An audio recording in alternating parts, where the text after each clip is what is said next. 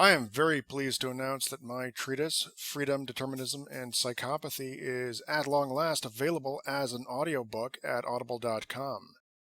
This is the most comprehensive and the most incisive treatment in human history of the psychodynamics of psychopathy. It is the only work to make clear how exactly psychopathy is different from sociopathy.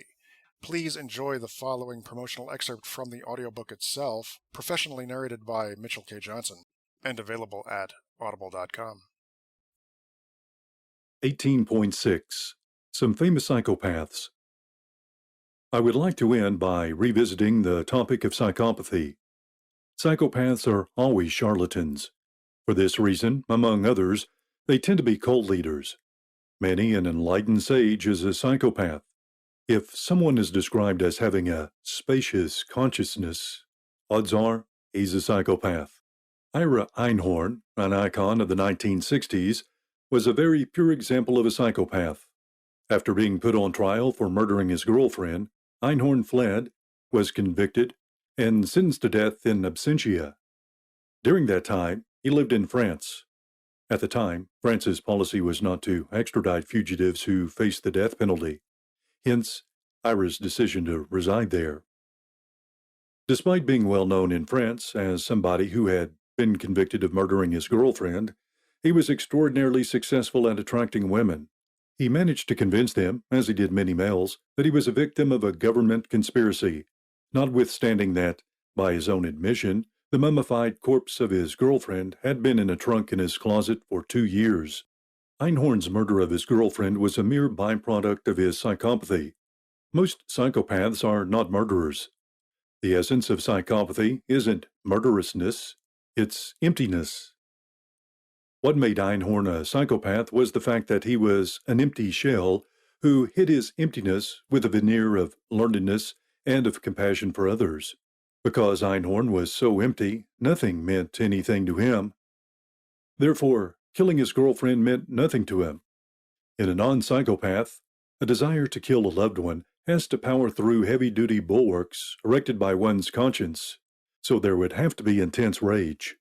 In a psychopath, there is no conscience, so an act that, if committed by a non-psychopath, would indicate white-hot passion, might, if committed by a psychopath, indicate nothing more than a passing whim. While a student at the University of Pennsylvania, Einhorn's mentor was a distinguished historian by the name of Morris Peckham. Peckham was very much not a psychopath. Peckham was initially deeply impressed by Einhorn. He thought he had found a protege in Einhorn. After a couple of years, Peckham realized that Einhorn's theatrical way of speaking had blinded him to the fact that Einhorn never said anything that wasn't simply a repetition of a point that he, Peckham, had made to him. Famous of his speeches on behalf of both environmentalism and pacifism, his advocacy of each doctrine was insincere. He used environmentalism not to enhance people, but to diminish them. In telling people that virtually everything they did was bad for the environment, he was, in effect, telling them that they were bad for the environment, and therefore they did not deserve to exist. His environmentalism was quite as pure an expression of homicidal rage as his murder of his girlfriend. His advocacy of pacifism was similarly underhanded. Like many psychopaths, he advocated moral relativism. There is no right or wrong, as well as halethic relativism. There is no truth, it's all subjective. His advocacy of world peace was based not on the principle that certain things are objectively wrong, but on the principle that, since nothing is objectively right or wrong, no culture has the right to act aggressively towards another. What Einhorn didn't say is that if nothing is right or wrong, there's no moral reason not to hurt others. According to Marxism, the concept of right and wrong are bourgeois hogwash.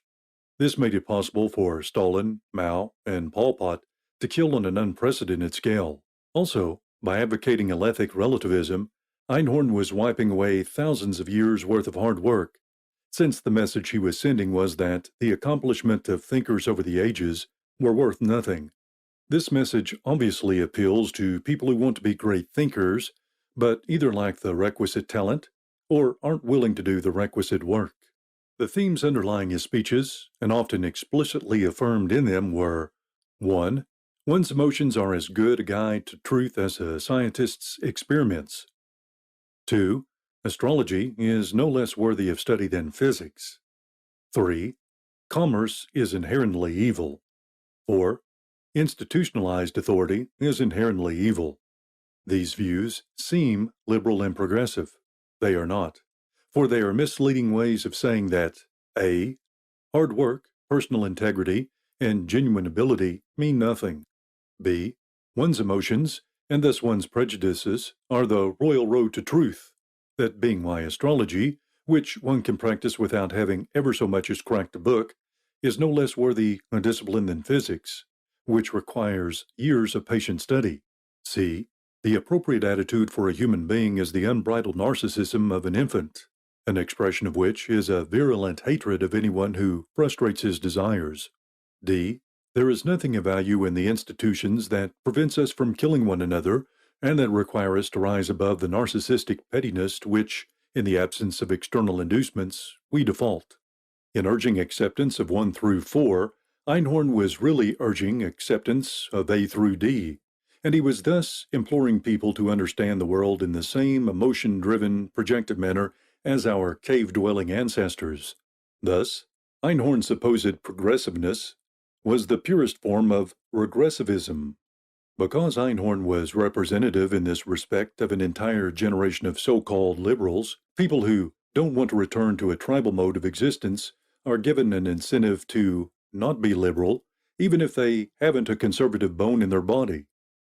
I feel that a few remarks about my personal experiences may not be out of order, so long as it's kept in mind that those remarks may well be nothing more than prejudice-driven interpretations of facts about my life that, even if interpreted dispassionately, would reveal little about the world. I personally have known many leading members of the 1960s counterculture. A very close relative of mine is one of the 2 or 3 best-known astrologers in the nation. These particular individuals are among the most ill-willed and intellectually rigid people that I know, and, having attended many functions over which they presided, I have found the same to be true of their followers. For this reason, I suspect that acceptance of 1960-style liberalism often has roots in one or both of the following factors. 1. A wish to disguise both from oneself and from others a virulent, all-consuming ill will. And 2. A combination of rabid desire for power, coupled with a narcissistic unwillingness to put in the work required to achieve success within institutions where they don't make the rules and where they'll be subjected to meaningful scrutiny.